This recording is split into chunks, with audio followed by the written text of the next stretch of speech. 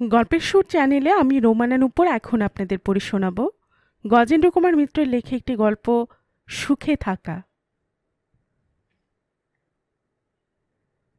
সাগরপাড়ের গোপালপুর বা Gopalpur on C এককালে ইউরোপিয়ানদের গরবিনী প্রেয়সী ছিল। কালক্রমে তা অ্যাংলো ইন্ডিয়ানদের অঙ্কভাগিনী হয়ে পড়ে। কিন্তু এখন সে দিনও তার গিয়েছে।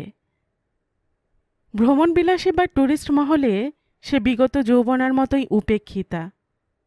যদি বা দামি হোটেল একটা আছে, তবে সেও কেমন চলে তা জানি না। সন্দেহ হয় চলে না। বছর 12-14 আর যায়নি। শুনেছি শহরটা একেবারে মরে যায় দেখে সরকার তাদের কিছু কিছু আপিস ওখানে স্থানান্তরিত করেছেন। আগেকার মাঝারি হোটেল বাড়িগুলোও তারা দখল করে নিয়ে বাড়িওয়ালাদের উপবাস থেকে রক্ষা করেছেন। আমার একাধিকবারের আশ্রয়দাত্রী, এককালে প্রবল প্রতাপ হোটেলওয়ালি মিসেস মুরো এক মেয়ে হোস্টেলকে তার বাড়ি ভাড়া দিয়ে নিঃশ্বাস ফেলে বেঁচেছেন। আমরা শেষবার যাই বোধহয় ওই বছর 12-14 আগে। সেবার ডাক্তার দাসের বাড়ি দ্য বিকনের নিচের তলার একাংশে ভাড়া ছিলাম। ডাক্তার দাস অধ্যাপক হুমায়ুন কবির ও বিখ্যাত রাজনৈতিক নেতা হরিপদ চট্টোপাধ্যায়ের শ্বশুর। সমস্ত গোপালপুরের মধ্যে ওই বাড়িটি বোধহয় সবচেয়ে হিসেব করে তৈরি। যেদিন কোথাও হাওয়া থাকে না, সেদিনও এ বাড়িতে ঝড় বয়ে যায়। এখন শুনছি সে বাড়িরও নিচের তলা কি একটা সরকারি প্রতিষ্ঠান ভাড়া নিয়েছে। কারণ স্পষ্ট, ট্যুরিস্টের অভাব।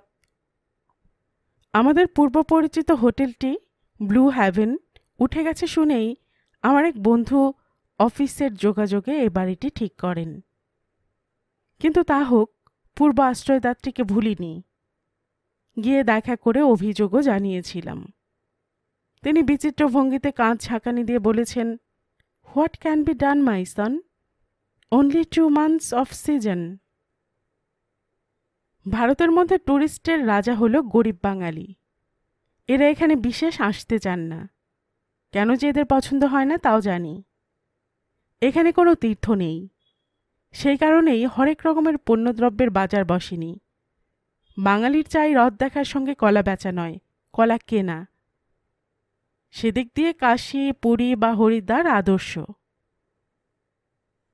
তীর্থ যেমনই হোক, দেবতা যেমনই থাকুক, সে পর্বটা 2-1 টাকা প্রণামের উপর দিয়ে ম্যানেজ করে পাণ্ডাদের বকে ধমকে টিটকিরি দিয়ে ঠেকিয়ে রেখে মা লক্ষ্মীরা লেগে যান রাশি রাশি বাজার করতে।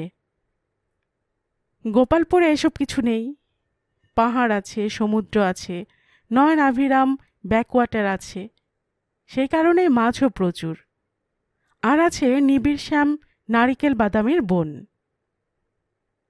পুরীর মতোই ব্রেকার, কিন্তু ভয়ঙ্কর নয়। এখানে স্নান করা অনেক নিরাপদ ও আরামদায়ক। যাজ্ঞে ওসব কথা।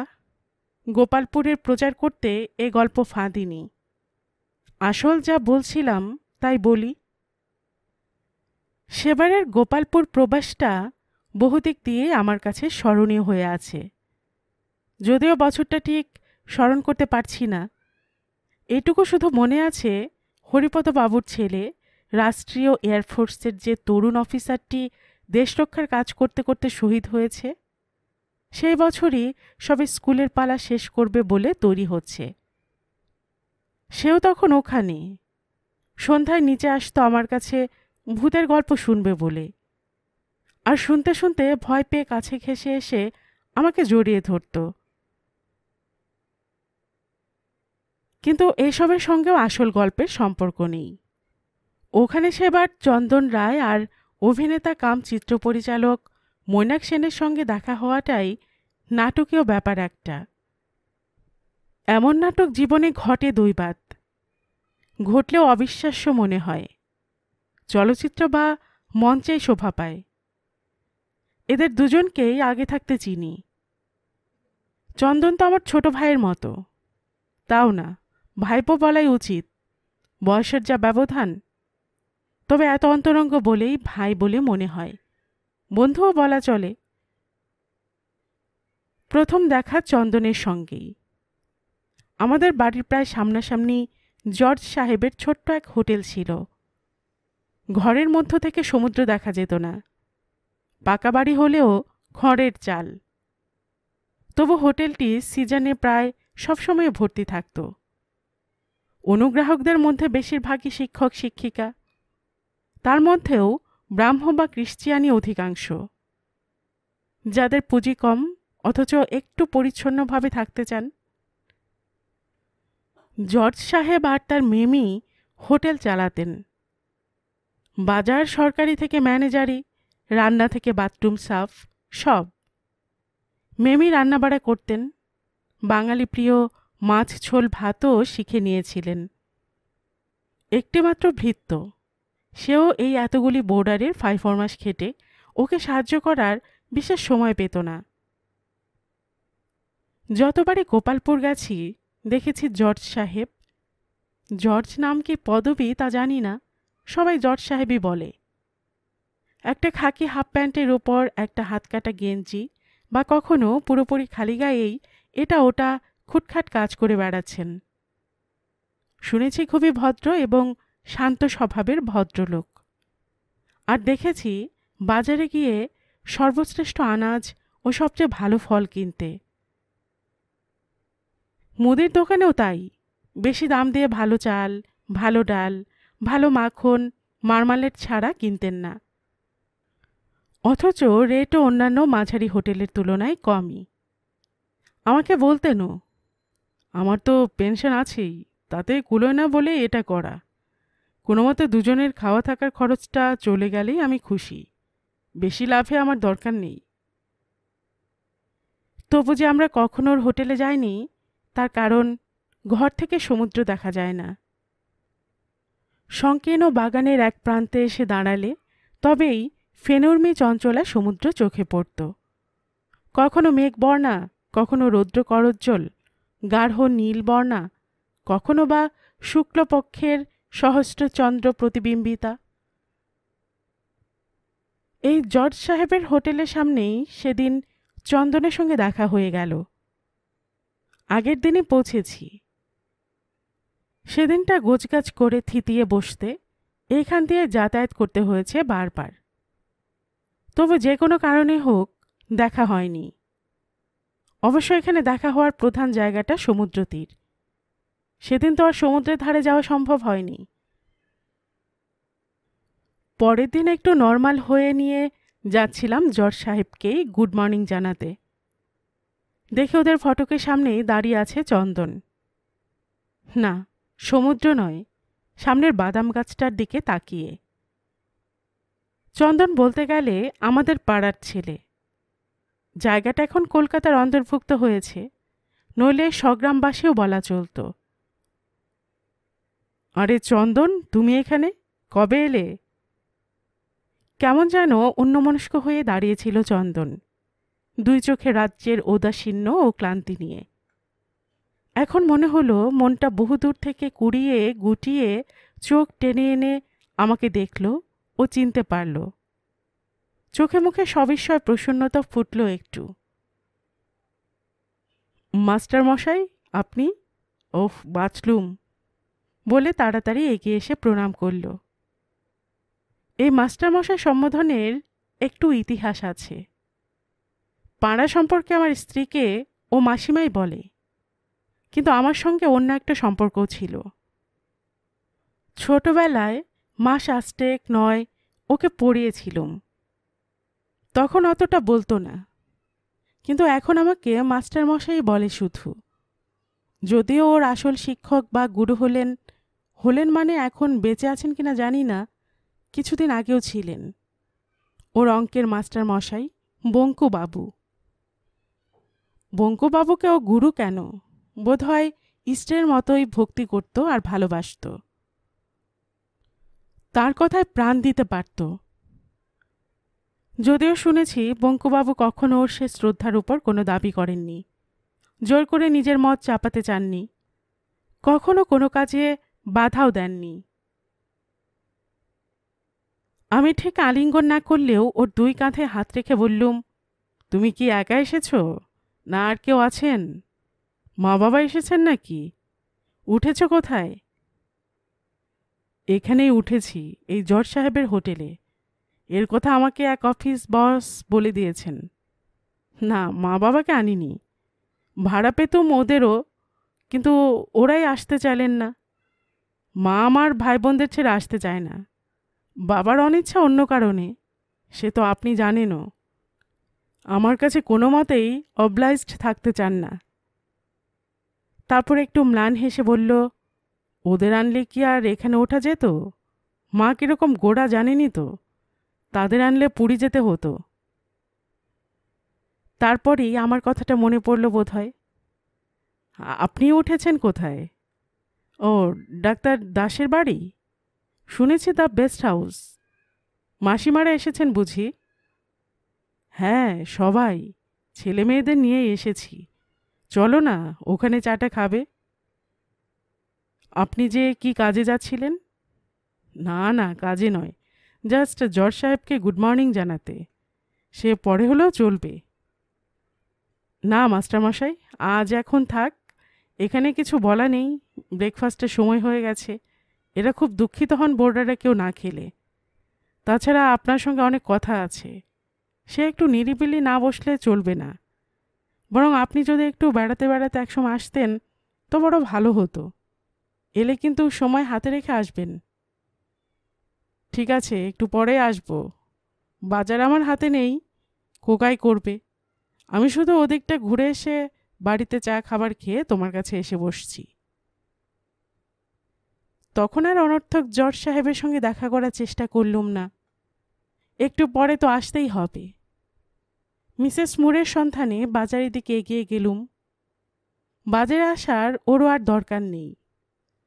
শুনেছি এই জজ সাহেবের কাছ থেকেই লাঞ্চ ডিনার যায় ওর। তবু এই সময়টায় রোজ একবার করে আসা চাই, এটা নাকি ওর প্যাশনে দাঁড়িয়ে গেছে। অনেক ঘুরে খুব সস্তা পেলে কেনেন, এক ছড়া কলা কিংবা কয়েকটা বেগুন ফুলি আম। সেদিনও তার ব্যতিক্রম হলো না। ফলের বাজারে দেখা হয়ে গেল মিসেস মুরের সঙ্গে। তেমনি একটা মোটা লাঠিতে ভর করে খুঁড়িয়ে খুঁড়িয়ে হাঁটছেন। আমাকে দেখে, বিশেষ তাকেই খুঁজতে এসেছি শুনে মুখ উদ্ভাসিত হয়ে উঠল তার। আমি যে তাকে মনে রেখেছি এতদিন পরেও স্রেফ এই আনন্দে। অনেক কুশল প্রশ্ন করলেন, বন্ধুদের খোঁজ নিলেন। আমার স্ত্রী এসেছেন শুনে একদিন অচির ভবিষ্যতে আমাদের ওখানে দেখা করতে যাবেন প্রতিশ্রুতি দিলেন। আমাদের যেতে বললেন না, সম্ভবত বসিয়ে চা খাওয়াবার জায়গাটুকু রাখেননি। একটা নুলিয়া ভৃত্য আছে, সে সারাদিন থাকে, রাত্রে বাড়ি চলে যায়। খাবার তো জজ সাহেব পাঠান, কদাচিৎ ছেলে বউ এলে জজ সাহেবের কাছেই থাকে। বাজারে আর ঘোরার প্রয়োজন ছিল না। আমি নাকি বেহিসেবি খরচা করি, তাই ছেলে এবার সব ভার নিজের হাতে নিয়েছে। আমি নিশ্চিন্ত। নিশ্চিন্ত হয়েই বাসার দিকে ফিরছি। হঠাৎ চোখে পড়ল একটি পরিচিত মুখ।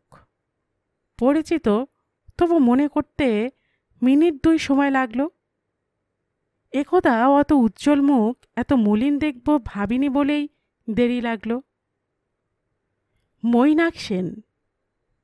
না, আমাকে চেনার কোনো কারণ নেই তার। আমার সঙ্গে পরিচয় হয়নি। আমি তার কোনো ফ্যান নই যে ঠিকুজি মুখস্থ রাখব।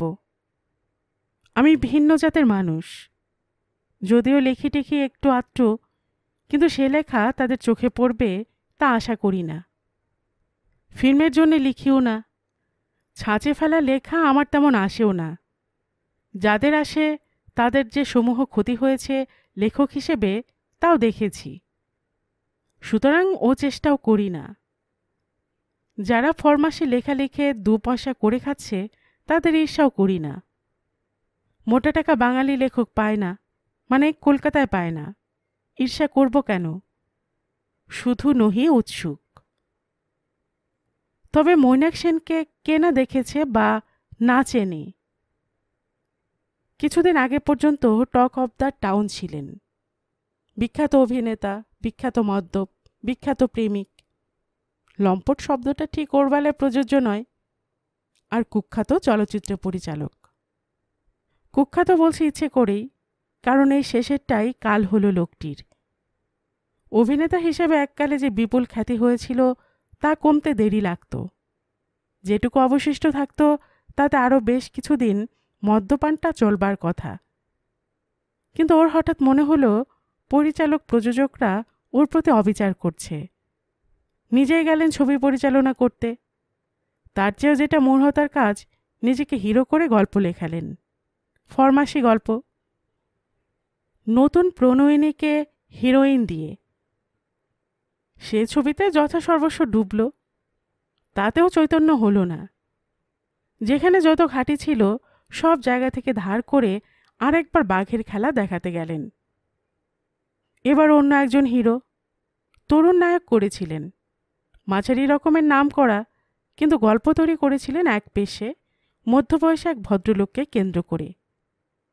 আর বলা বাহুল্য, সে ভূমিকা নিজেই নিয়েছিলেন। ফলে ভরাডুবি। আর এখন পার্টও পান না, ছবি নিজে তুলবেন সে ক্ষমতাও আর নেই, ওর নতুন প্রিয়াও আর নেই। স্বভাবতই যাদের খ্যাতি মধ্য গগনে, তেমনি একজনকে ভর করেছেন। এসবে আমার শোনা, তপু দীপু ভাইপোদের মারফত, বিশেষ তপু। কাজের কথা গুরুত্ব নির্বিশেষে ভুলে যায়, কিন্তু ফিল্ম জগতের কথা একটাও ভোলে না। তারকাদের নারী নক্ষত্র ঠিকুজি মুখস্থ। বোম্বের কোন তারা কখন উঠছে কখন ডুবছে, বিয়ে হওয়ার পর কোন জুটির লোক আর ফেভার করছে না, মাদ্রাজের কোন অভিনেতার বাঙালি মেকআপ ম্যান ১,৫০০ টাকা মাইনে পায়, এখানে কার কখানা গাড়ি, কোন টার্কি নম্বর, সব তার নখদর্পণে। সে আমাকে ইদানিংকার খান কতক স্টিল ফটো এনে দেখিয়েছিল মৈনাকের, নইলে চিনতে পারতাম না। আগেকার সে দীপ্তি বা গ্ল্যামার কিছুই নেই। আমি দেখেছি ওর দু একখানা প্রথম দিককার ছবি। পর্দাতে ছায়া ফেললে প্রেক্ষাগৃহ যেন জ্বলে উঠত। এখন সে উজ্জ্বল কান্তিও নেই, চোখের কোণ দুটো অতিরিক্ত মদ্যপানের ফলে কিনা জানি না ফোলা ফোলা। ফলে এমন আশ্চর্য সুন্দর চোখেরও সে আকর্ষণ নেই। চুলটা তেমনই আছে অবশ্য, ঢেউ খেলানো প্রচুর, তবে অর্ধেক চুলে পাক ধরেছে এর মধ্যেই। বহু পুরাতন, এককালে মূল্যবান একটা ড্রেসিং গাউন জড়িয়ে উদাস দৃষ্টিতে বাজারে ঘুরছেন লক্ষ্যহীনভাবে। আলাপ করা দরকার নেই, আগেই করতে চেষ্টা করিনি, তাই এখন দেখলাম, দুঃখ হলো, কিন্তু হা হুতাশ করার মতো কিছু নয়। বেরিয়ে এসে জর্জ সাহেবের হোটেলে ঢুকলাম আবার। এতক্ষণে নিশ্চয় ব্রেকফাস্ট হয়ে গেছে চন্দনের। চন্দন আমার জন্য বাইরে অপেক্ষা করছিল। যেতেই পথ দেখিয়ে ঘরে নিয়ে বসালো। আগেকার ভাষায় ক্ষুদ্র প্রকোষ্ঠ। সমুদ্র দেখা যায় না, তবে হাওয়া আছে। চা খাবো কিনা আরেকবার জিজ্ঞাসা করল। সে অবশ্য জর্জ সাহেবও করেছিলেন, এখনও চাইলে দিতে পারবেন, আর হবে না। মেম সাহেবের বয়স হয়েছে, লাঞ্চের জন্য তৈরি হচ্ছেন এখন থেকেই, বারবার চা করতে গেলে ভাত হবে না। আর কিছু দরকার নেই জানিয়ে ওর বিছানাটায় বসলুম। টুকরো টাকরা দু একটা কথার পর ওর কি কথা আছে জিজ্ঞাসা করতে যাব, হঠাৎ আমারই মুখ দিয়ে বেরিয়ে গেল, এবার এখানে এক সেলিব্রিটিকে দেখলাম হে, মানে কিছু আগের সেলিব্রিটি, মৈনাক সেন। সে দীপ্তির কিছুই নেই আর। তবু বোধহয় সব সিনেমা দর্শক এখনো ভোলেনি। বাঙালি টুরিস্টরা টের পেলে পুলকিত হতো।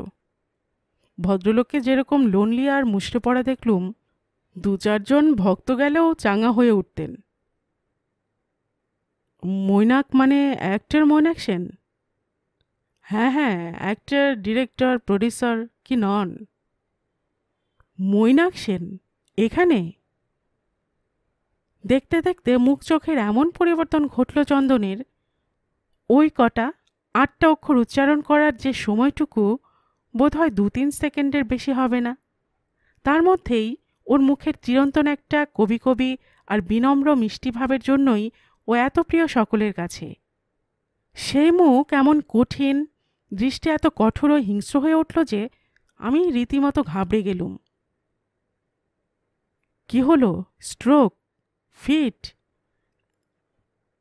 বেশ লক্ষ্য করলুম কেমন এক নিমেষে ওর নীলাভ চোখের এক প্রান্ত থেকে আরেক প্রান্ত পর্যন্ত একটা লাল পর্দা পড়ে গেল।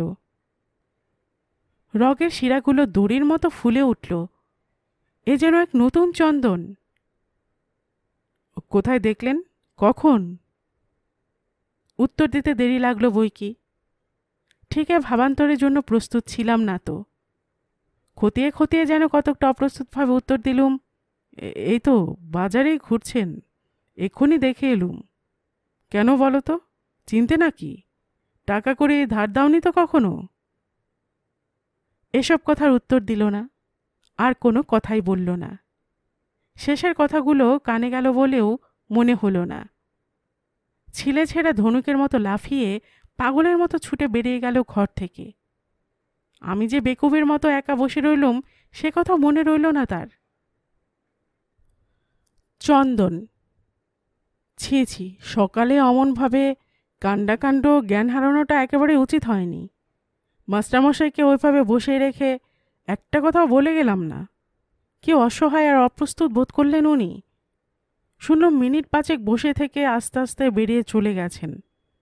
কি অপমানিতই না বোধ করলেন, আর কি জন্তুই না ভাবলেন আমাকে। ছি, ওর কাছে মুখ দেখাবো কি করে আবার? এটাই সারাদিন ধরে ভাবছি, কি ভাষায় মাপ চাইব ওর কাছে। আসলে শিক্ষা বা ভদ্রতার মার্জনা কিছুই কিছু না। কাঠের ওপরের পালিশের পাতলা পর্দা, যে কোনো আবেগের তাপ বা ব্যক্তিগত ক্ষতির আঘাত লাগলেই সেটা উঠে গিয়ে ভেতরের কর্কশ রুক্ষ কাঠটা বেরিয়ে পড়ে। মানুষের ভেতরের আসল জন্তুটা জেগে ওঠে। মাস্টারমশাই অনেকটা জানেন, কিন্তু সবটা জানেন না যে। অথচ এই কথাটাই ওকে বলতে চেয়েছিলুম। কী বা হলো পাগলের মতো ছুটে গিয়ে? না পারলুম তাকে অপমান করতে, আর না পারলুম গালে দুটো চল লাগিয়ে তার ন্যূনতম প্রাপ্য তাকে দিতে। তাতে চারদিকে ভিড়ই জমে যেত, আর সে জনতা নিঃসন্দেহে ওর পক্ষ নিত। এ প্রতিশোধ তোলার কোনো হকই তো আমার নেই, না ন্যায়ত না ধর্মত। বরং কথাটা বলতে গেলে আমাকেই পাগল ভাবত, villain of the piece. Hero হয়ে যেত এক মিনিটে। কিছুই করতে পারলুম না। মাঝখান থেকে মাস্টারমশাইয়ের কাছে মুখ দেখানো বন্ধ হতে চলল। যেতে পারি এখনই, কিন্তু ওর স্ত্রী ছেলে মেয়েদের সামনে এসব কথা বলতে পারবো না। অন্য লোকের সম্মানের প্রশ্ন জড়িত, এভাবে সকলকে জানানো চলবে না। মাপ করবেন মাস্টারমশাই, মাপ করবেন। জানি আপনি ক্ষমা করেছেন এতক্ষণে। চিরকালই প্রশ্রয় পেয়ে এসেছে আপনার কাছ থেকে। আপনি আর বঙ্কুবাবু চিরদিনই প্রশ্রয় দিয়েছেন। হয়তো এত প্রশ্রয়ের স্নেহ পেয়েই এমন বাদর তৈরি হয়েছি। আপনাকে এ রহস্যের অনেকটাই বলেছি, তবু অনেকটা বাকিও রয়ে গেছে। সবটা যে আমিও এতদিন জানতুম না। জানতে চাইনি বলেই সে বলেনি, নইলে মিথ্যে সে কখনো বলে না। আমার কাছে কোনো দিনই কোনো কথা গোপন করেনি। সেও আমাকে ভালোবেসেছে, তাই কোনো মিথ্যা বা গোপনতার অন্তরাল রাখতে চায়নি আমাদের মধ্যে। আপনি জানেন, শিলা আমার অফিসের সহকর্মী। বয়সে সামান্য একটু বড়, দেখতে চলনসই, স্বভাব মিষ্টি, ভদ্র, শান্ত মেয়ে, ব্রাহ্মণ কন্যা। কিন্তু এছাড়াও অনেক অনেক কথা জানবার আছে, জানাবার আছে। আপনাকে জানাতুম, জানিয়ে পরামর্শ নিতুম, কিন্তু তার আগে যে ও এই কাজ করে বসল। হ্যাঁ, সুন্দরী যাকে বলে শিলা তা নয়, আমি তা মেনে নিয়েছি। সত্যটা পরিষ্কার থাকাই ভালো, নিজের কাছেও। কিন্তু যদি আমার এ চোখ দুটো দিয়ে দেখতেন, আপনিও বলতেন, এমন আশ্চর্য মেয়ে আর আপনার চোখে পড়েনি। আর শুধু আমিই বা কেন, অমন সুন্দর অত উজ্জ্বল মানুষটাও তো ভুলে ছিল। বিবাহই হবার কথা আমাদের, হয়েও যেত। আমি প্রস্তুত ছিলুম, বরং উৎসুক অধীর ছিলুম বলাই উচিত। কিন্তু আমার বাবা মা প্রথম থেকে বেঁকে বসেছিলেন। শিলারা ব্রাহ্মণ, আমরা কায়স্থ বলে নয়। মেয়ের বয়স বেশি বলেই বেশি আপত্তি তাদের। শিলার অত বয়স দেখাতো না, সে স্বচ্ছন্দে কমিয়ে বলতে পারত, কিন্তু ওই আগেই বলেছি সে মিথ্যে কথা বলতে চাইতো না, কোনো কারণেই। বাবা বাধা দেননি, ছেলেকে তিনি চিনতেন, কিন্তু ভেঙে পড়েছিলেন। সে কারণটা অতি সূক্ষ্ম, তিনি নিজেও অত বুঝতেন না বোধ হয়। তার যা পেনশন, তাতে আমাদের সংসার চলত না।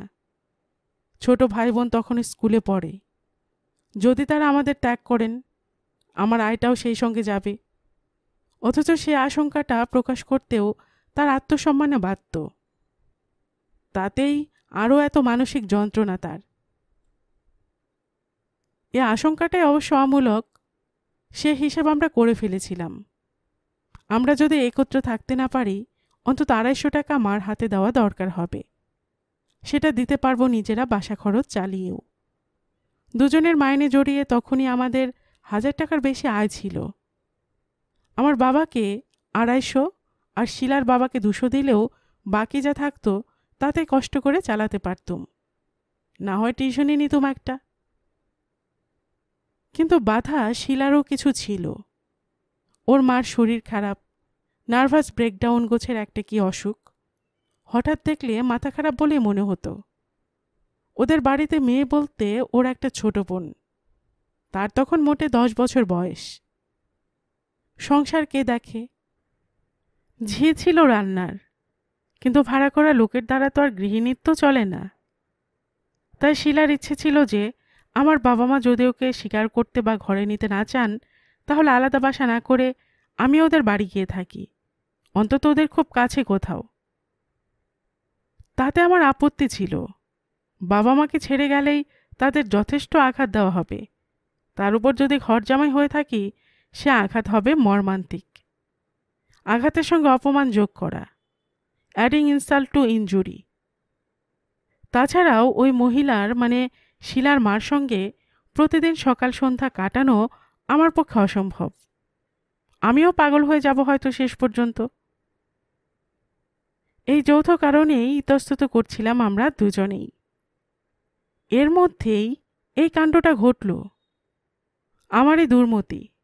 সাধারণত আমরা হিন্দি বা বাংলা ছবি দেখি না। মৈনাক সেনের নাম হয়েছে বলেই কেমন অভিনয় করে সে দেখতে একরকম জোর করেই ওকে টেনে নিয়ে গেলুম। এই ছবি দেখতে দেখতে শিলা যেন পাগল হয়ে গেল। অমন শান্ত ভদ্র স্বভাবের স্থির বুদ্ধি মেয়ে যেন ভূতে পাওয়ার মতো কাণ্ড কারখানা বাঁধিয়ে তুলল।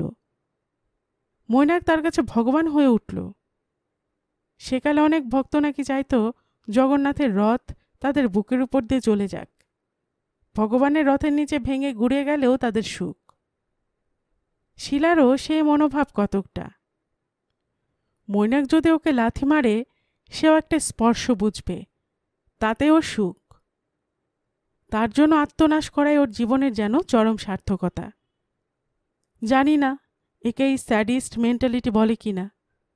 মোট কথা ওর তখন ধারণা বা স্বপ্ন যাই বলুন, মৈনাক সেনের জন্য চরম কোনো স্বার্থত্যাগ বা অপরিসীম দুঃখ বরণ না করতে পারলে ওর জীবনের কোনো মূল্য নেই। প্রথমে বিস্মিত, পরে ক্ষুব্ধ, ক্রমে ক্রুদ্ধ হয়ে উঠলাম। কোনো মনোভাবই তাকে বিচলিত করল না। অনেক বোঝাবার চেষ্টা করলাম, নানাভাবে নানা সময়ে, কিন্তু তাতে ফল বিপরীতে দাঁড়ালো বলতে গেলে। আমার সঙ্গই তার কাছে বিষবৎ হয়ে উঠল। আসলে কোনো যুক্তি বা কথারই কোনো অর্থ তখন তার মাথায় ঢুকছিল না। সে তখন নিজের স্বপ্নে ডুবে থাকতে চায়, নিজের অতুগ্র বাসনার নেশা তাড়িয়ে তাড়িয়ে উপভোগ করতে চায়। সেজন্যই কানের কাছে ভিন্ন রসের কথা বিরক্তিকর বলে বোধ হচ্ছিল। একদিন স্পষ্টই বলে ফেলল, তোমার এই একঘেয়ে বকুনি আমার আর ভালো লাগছে না, দোহাই তোমার একটু চুপ করো, আমাকেও চুপ করে থাকতে দাও। আত্মসম্মান জ্ঞানের তখনও কিছু অবশিষ্ট ছিল, তাই নিজেকে শিলার কাছ থেকে সরিয়ে নিলাম। তবে বোধ করি তার প্রয়োজনও ছিল না, সেই সরে গেল কদিন পরেই।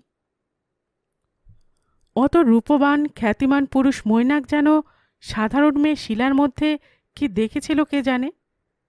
যার কাছে আসার জন্য শত শত সুন্দরী মেয়ে উৎসুক, চিত্রতারকারা তার প্রসাদ পেলে ধন্য হয়ে যায়, সে একদিন শিলাকে নিয়ে সংসার পাতল। কে জানে কোনো বিবাহের অনুষ্ঠান বা রেজিস্ট্রি হয়েছিল কিনা। তবে শাহারজাদিতে একটা ভোজ দিয়েছিল মৈনাক সেন, আর সে কথা সিনেমা পত্রিকাগুলিতে ফলাও করে ছাপাও হয়েছিল। একটু মনুষ্যত্ব ছিল বোধহয়, আমাকে কেউ নিমন্ত্রণ করার চেষ্টা করেনি। তবে সম্ভবত আমার সঙ্গ এড়াতে অথবা অনাবশ্যক বোধে চাকরিতে জবাব দিল শিলা, এই ঘটনার প্রায় সঙ্গে সঙ্গেই। না, আত্মহত্যা করিনি মাস্টারমশাই, তাহলে তো খবরই পেতেন। যদিও সে কারণ যথেষ্টই ছিল, খবরের কাগজের ভাষায় প্রণয়িনী কর্তৃক প্রত্যাখ্যাত, নয়তো সোজাসুজি পরিত্যক্তই। ইংরেজিতে যাকে জিল্টেড বলে তাই। এর আঘাতে যথেষ্ট। কিন্তু এই ঘটনাকে কেন্দ্র করে ঘরে বাইরে যে ব্যঙ্গ বিদ্রুপের তরঙ্গ উঠল, সেটা আরও মর্মান্তিক। মা বোধ করে দেওয়ালগুলোকেই সম্বোধন করে বলতেন, আজকালকার ছেলেরা মনে করে তারা মায়ের পেট থেকেই বেদ ব্যাস হয়ে জন্মেছে, তারা সব জানতা, বাপ মা সব আহাম্মক, কিছু বোঝে না। ওই তো ওনার তো প্রাণ বেরিয়ে যাচ্ছিল, তেমন মেয়ে নাকি আর ভূভারতে জন্মায়নি একটিও, শান্ত ভদ্র, কত বিবেচনা, কত বুদ্ধি, এই তো ছেঁড়া জুতোর মতো ছুঁড়ে ফেলে দিয়ে চলে গেল। এ তো সামান্য একটু নমুনা মাত্র, আরও কত কথা কতক্ষণ ধরে চলতো তা আন্দাজ করতে আপনার অসুবিধা হবে না আশা করি। অহরহ দিনরাত্রি এরকম চলত। বাবা মধ্যে মধ্যে মাকে ধমক দিতেন, কিন্তু তাতে কোনো ফল হতো না। এতকাল পরে এত বড় বিজয় লাভ হয়েছে, সেটা উপভোগ করবেন না? আপিসের আক্রমণটাই বরং কম, তাদের কাজ আছে, কাজের ফাঁকে ফাঁকে একটু আধটু টিটকিরি কি তামাশা, সে তত কিছু দুঃসহ নয়। বরং কেউ কেউ বিভিন্ন কাগজে বেরোনো ওদের জীবনযাত্রার প্রাত্যহিক ইতিহাস দাগ দিয়ে টেবিলে রেখে যেত, সেটাই বেশি খারাপ লাগত। তবে সবই একদিন কমে এলো, জুড়িয়ে এলো বলতে গেলে। মাও বোধ করি শ্রান্তিতেই আমার কাছ থেকে কোনো সাড়া না পেয়ে আরও চুপ করে গেলেন। কিন্তু আমার জ্বালা জুড়ল না কিছুতেই। সত্যি বলছি মাস্টারমশাই, ওকে যেমন একান্তভাবে চেয়েছিলাম আগে ততটা বুঝিনি, বুঝলাম হারাবার পর। সমস্ত জীবনটাই যেন অর্থহীন বিষাদ, জীবন রাখার জন্য এই যুদ্ধটাও অকারণ হয়ে উঠল। কিন্তু এই অনুভূতিটাই চরম নয়। তখন মনে হতো জীবনের চরম আঘাতটাই পাওয়া হয়ে গেছে। পরে বুঝলুম, যতদিন বেঁচে থাকে মানুষ, কোনো কষ্ট, দুঃখ, আঘাতই চরম বলে মনে করার কারণ নেই। বছরখানেক পরে খবর পেলুম, শিলা মৈনাক সেনের কাছে বাসি ফুলের মালা হয়ে গেছিল। তাকে জীর্ণ পাদুকার মতোই ত্যাগ করে এক গ্ল্যামারাস তারকার জন্য উন্মত্ত হয়ে উঠেছে। মনে হলো বুঝি এই ঘটনাটার জন্য অপেক্ষা করছিলাম। নির্লজ্জের মতো উঠে পড়ে লাগলাম তার খবরের জন্য, তাকে খুঁজে বার করার জন্য। না, বাবা মার কাছে সে যায়নি, তাদের কোনো খবরও দেয়নি। মনে হলো কোনো চেনা লোকের কাছে যায়নি সে। আমি কোথাও খোঁজ নিতে বাকি রাখিনি। এতদিনে তার এখানের আত্মীয় স্বজন সকলের কথাই শুনেছি তার মুখে, এমনকি হাসনাবাদে ওদের দেশের কিছু লোক এসে বাস করছে, তাদের কথাও। তাদের সকলের সঙ্গে দেখা করেছি যতদূর সম্ভব, কিন্তু কেউই কিছু বলতে পারেনি। লাজ লজ্জার মাথা খেয়ে ওই মৈনাক সেনটার কাছেই গিয়েছিলাম একবার। এমনি খুব একটা অভদ্র ব্যবহার করেনি, রূপ ও খ্যাতির তুঙ্গে তখনও। অহংকার তো একটু থাকবেই, সেটুকু মেনে নিলে কোনো অসুবিধে নেই আর। সেদিন ওকে বরং একটু অপ্রতিভ মনে হলো। হাত জোর করে বলল, বিশ্বাস করুন, সত্যি বলছি, আমি কোনো খবর জানি না। আমি হয়তো একটু যাকে বলে এদিক ওদিক করেছিলুম, তাও সবটা সে কারণে নয়। কাজের চাপে আরও সব দিন আসতে পারতুম না। তবু আমার সংসারে সেই কর্ত্রী ছিল তাতে তো সন্দেহ নেই। কেন চলে গেল কে জানে। আমি আপনাদের কথা শুনেছি। আমি তো ভাবছিলাম কোন অভিমানে আপনার কাছে চলে গেছে। আর কিছু বলার ছিল না তখন। পরে শুনেছিলুম শুধু অভিমানে নয়, দৈহিক কারণে ঘর ছাড়তে হয়েছিল শিলাকে। একাদিক্রমে দীর্ঘদিনই আসতো না মৈনাক। আর একজনকে নিয়ে স্বতন্ত্র ফ্ল্যাটে অন্য সংসার পেতেছিল। বাড়ি ভাড়া, সংসার খরচা, শিলাকে চালাতে হচ্ছিল নিজের গয়না, এমনকি শেষের দিকে ভালো শাড়িগুলো বেচেও। তাইতে নিরুপায় হয়ে গৃহত্যাগ করেছে সে। তারপরে এই দীর্ঘকাল কেটেছে। মৈনাকের উত্থানও যেমন দেখলাম, পতনও।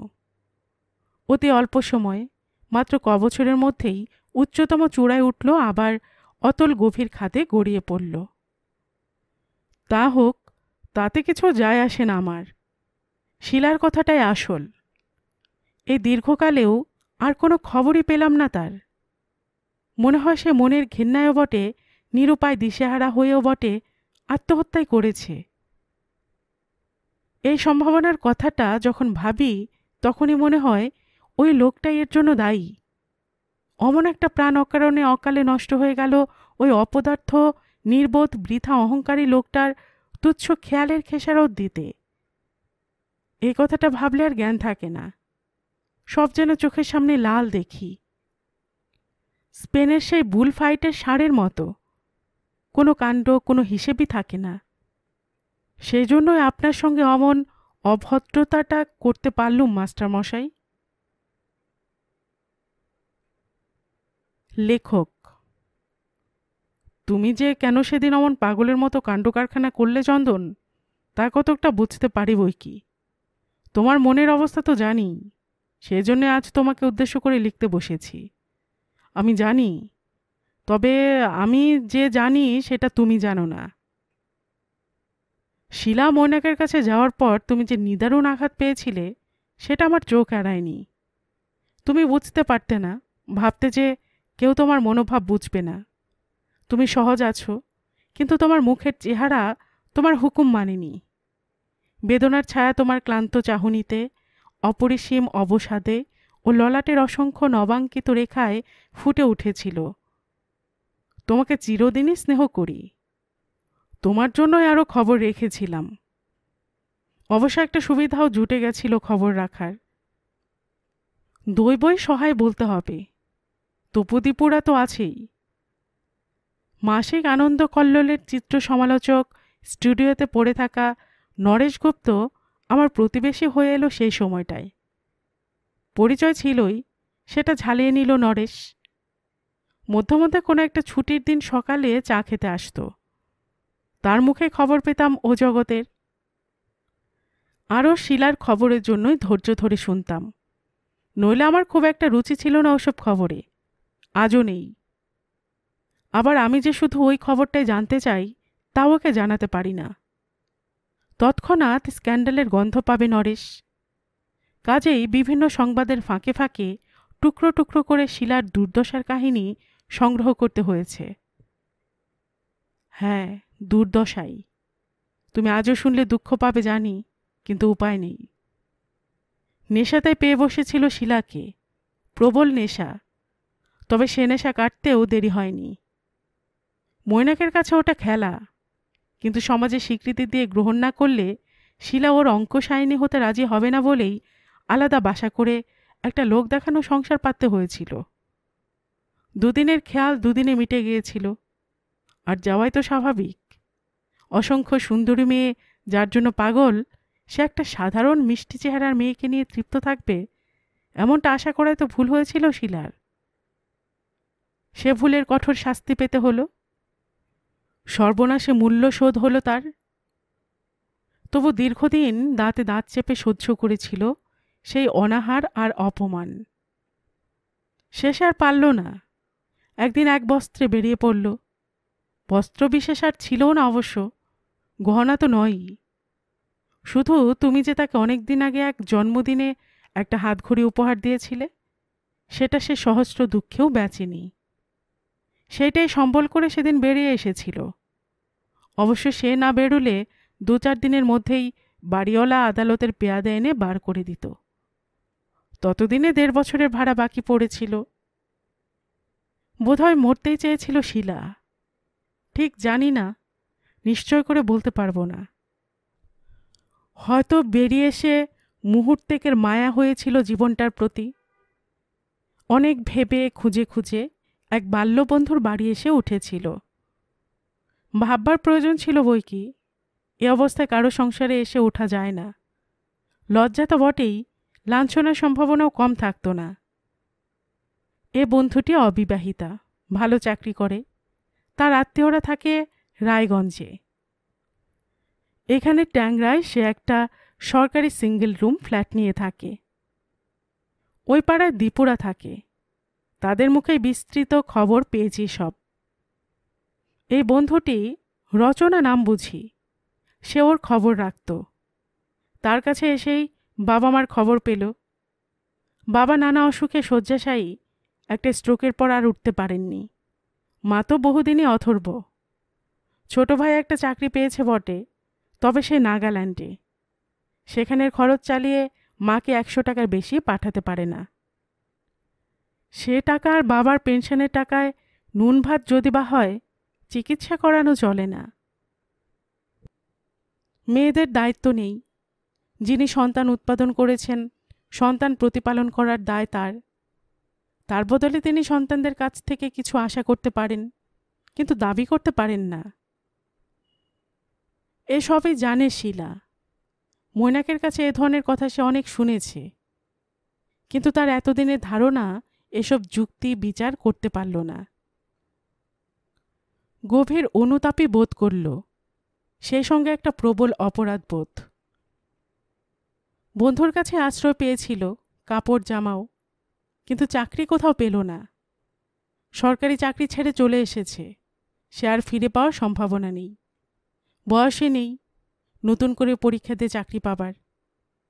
বেসরকারি প্রতিষ্ঠান ভরসা, সেখানেও সুপারিশ না থাকলে পাওয়া যায় না।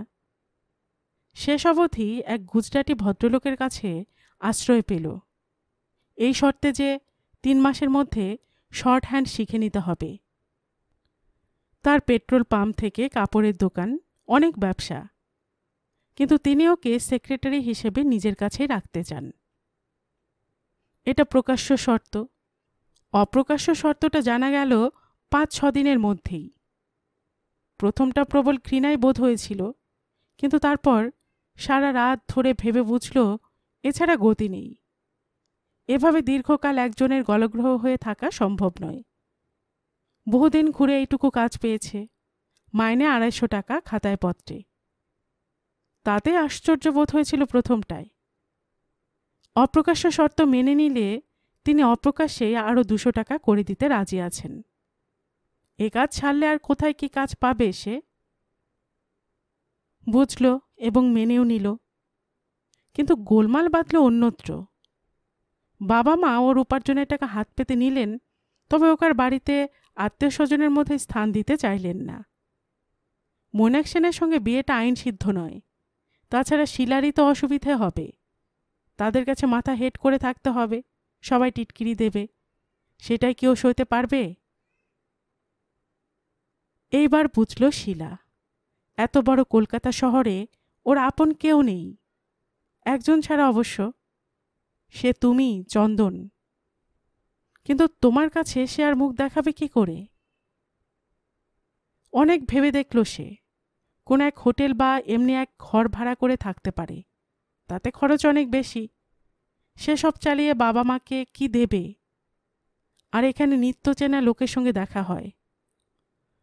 বাহ্য অন্তরঙ্গতা ও আত্মীয়তার আড়ালে ব্যঙ্গবিদ্রূপের দৃষ্টি তীক্ষ্ণ ও রসনা চঞ্চল হয়ে ওঠে তাদের। সকলেই সরলভাবে এ অবস্থার কারণ জিজ্ঞাসা করে, সমবেদনা দেখায়। শেষে আবারও বোধ হয় যখন আত্মহত্যার কথাটা ভাবছে, এই আশ্রয় পেয়ে গেল। ওর মণিবেরই আপন কাকা, 60-62 বছর বয়স। স্ত্রী বিয়োগ হয়েছে বহুদিন। এক ছেলে, সে কানাডায় থাকে। কেউ নেই সংসারে, ঝি চাকর ভরসা। শরীর ভাঙছে, এ সময় একটু সেবা শুশ্রূষার দরকার। তেমন কেউ আছে শিলার সন্ধানে যে সঙ্গিনী সেবিকা রূপে তার কাছে থাকতে পারে। অবশ্য তাকে উনি গৃহিণীর মর্যাদাতে গৃহে রাখতে রাজি আছেন। প্রশ্নের মধ্যে ইঙ্গিতটা স্পষ্ট, না বোঝার কথা নয়। শিলাও সে ভান করল না। তার সঙ্গে একটা বড় হোটেলে চা খেতে গিয়ে কথাবার্তা পাকা করে ফেলল। 10,000 টাকা শিলা মার নামে ব্যাংকে ফিক্সড ডিপোজিট করে দেবে। ওর নিজের নামে তিনি আরও 40,000 টাকা জমা করিয়ে দেবেন। থাকতে হবে ওর বাড়িতেই, ম্যাঙ্গালোরে। সেখানে প্রাসাদোপম বাড়ি, অনেক কারবার ছিল, সব গুটিয়ে ফেলেছেন। তবে এখনও 3টে পেট্রোল পাম্প আছে, ভাড়া বাড়িও আছে কটা। বস্ত্র অলংকার কিছুরই অভাব থাকবে না। শিলা নিজের রুচিমতো মাছ মাংসও পৃথক রাঁধিয়ে খেতে পারে। সব খরচা তো তিনি বহন করবেনই, মাসে 250 টাকা হাত খরচা দেবেন।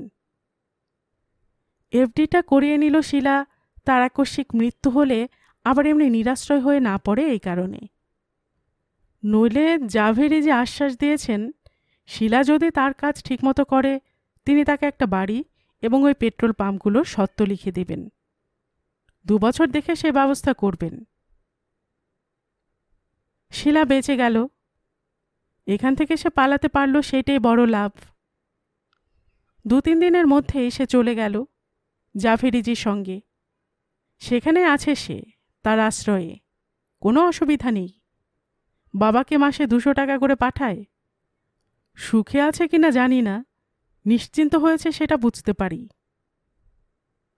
না চন্দন, কথা বলি না তোমাকে, বলা যাবে না। তার খবর জানলে হয়তো তুমি ছুটে গিয়ে তাকে ধরে নিয়ে আসবে, হয়তো তাকে বিয়ে করবে। সেও হয়তো রাজি হয়ে যাবে। ঘরকন্যা সন্তানের মোহ মেয়েদের যায় না কোনো দিনই। কিন্তু তারপর সে জগদ্দল শিলা তুমি বইতে পারবে? শুধু সংসার চালানোর কথা বলছি না, সমাজ বলে একটা জিনিস আছে, আত্মীয় পরিচিতদের সমাজ। আজকাল কেউ ধোপা নাপিত বন্ধ করে এক ঘরে করতে পারে না, কিন্তু এসব ক্ষেত্রে নিজেদেরই সংকুচিত নির্বান্ধব করে নিতে হয় বাধ্য হয়ে। ধনীদের হয়তো হয় না, তোমার আমার মতো মধ্যবিত্তদের হয়। তার চেয়ে এই ভালো, প্রেমের যে স্বর্গ নিজের মনে রচনা করেছ তাতে বেদনাও যেমন আছে তেমনি সুখও কিছু আছে। অন্তত বাস্তবের রূঢ়তা বা গ্লানি তো নেই। গল্পের সুর চ্যানেলে এতক্ষণ আপনারা শুনছিলেন গজেন্দ্র কুমার মিত্রের লেখা একটি গল্প, সুখে থাকা। আর এতক্ষণ গল্প পাঠে আমি আপনাদের সাথে ছিলাম রোমানা নূপুর।